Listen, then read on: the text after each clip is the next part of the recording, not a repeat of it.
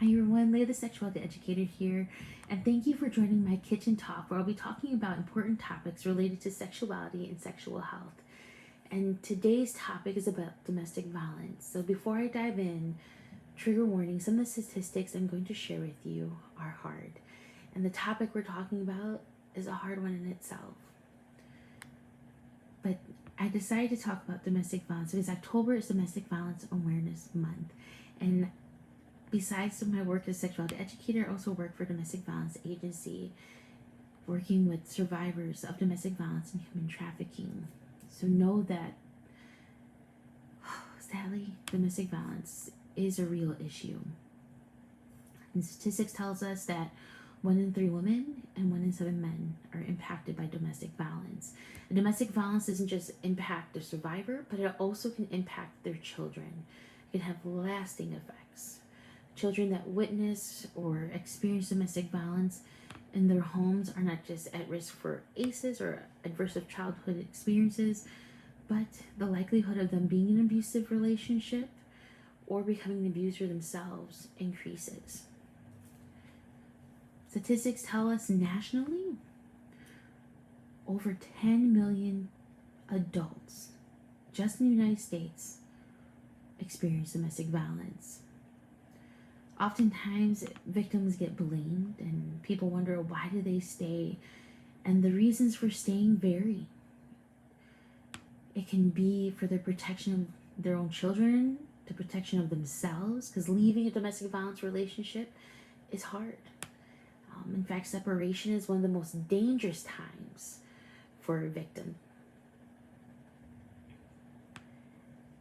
Statistically, we know as well that if an abusive partner has access to firearms, the risk of femicide increases 5 times. And for those who are injured by their partner, only 34% of them will actually get medical care. So domestic violence is real. It is a problem that impacts all genders, all races, all religions, and all socioeconomic status. One of the common misconceptions about domestic violence is that it's only physical abuse, and it's not.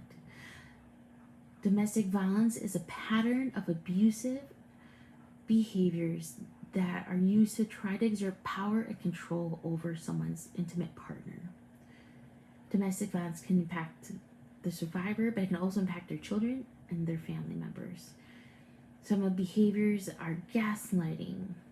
It can include physical abuse, but it can also include financial, sexual, mental, emotional abuse, manipulation, isolation.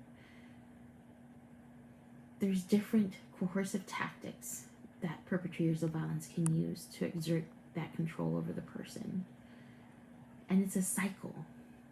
It is truly a cycle. There we'll see violence, then a calm, and it repeats. But if you or someone you know is impacted by domestic violence, please know that there is hope and that there are support systems out there. You can call the National Domestic Violence Hotline at 800-799-7233, and they're able to connect you to local agencies or even help you safety plan if you decide to stay within your relationship, and let you know about what resources there are. But it's time we start speaking up and we talk about red flag behaviors. It's time that we shed light on this dark and terrible subject. Love should never hurt, and abusive behaviors are not okay. And the more we talk about domestic violence, the more we raise awareness, the more we gather around survivors, we can make a change. So thank you for joining me for my kitchen talk. Until next time, take care.